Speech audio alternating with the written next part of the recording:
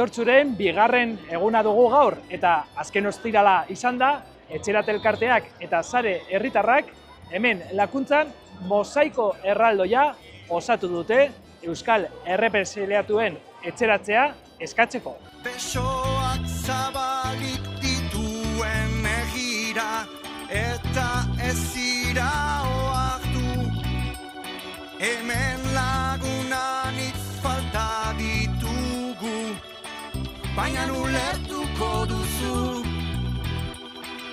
Ez izan zalantzarik, Atortxuren enborretik sortuko dira kimu berriak, elkartasun taupadak bizi berritzeko, espetxe eta erbesteko ilunak maitasun izpiekin argiztatzeko, kateak apurtuz, askatasunari ateak parez pare irekitzeko.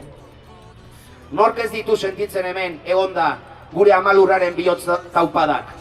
Eskerrik asko Sakana, eskerrik asko Euskal Herria, maite zaituztegu eta ez ahaztu, bi harretzi, Atortxuren azken akordearen oihartzuna haizearen itsasoan zabaltzen denean, txantxangorrien belaunaldi berri batek arnastuko du akorde hori. Eta inoiz entzun dugun doinu ederrena bilakatuta itzuliko digu, denon gozamenerako. Preso, iheslari eta deportatuak etxera. Eskerrik asko, muxo ondu bat denei.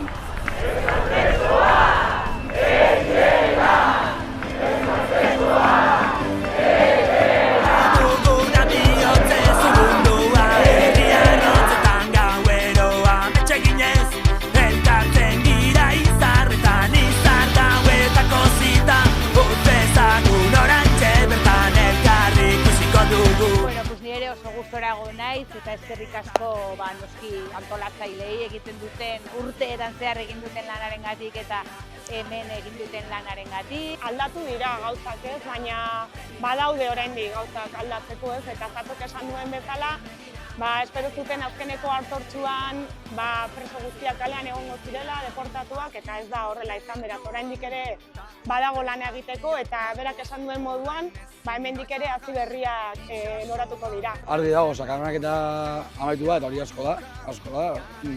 Zaila egiten zaigu ja itxatzea berriro hasi da gara asteburuko Portora, Algeciras edo Parisera joaten.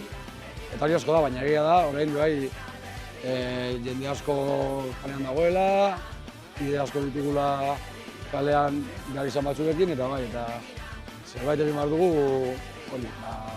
lan egiteko,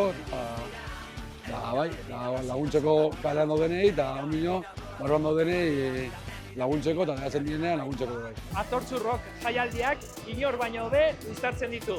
Aldarrikapena eta parranda, eta hori agerian geratzen da hemen Lakuntzan sortu den giroarekin.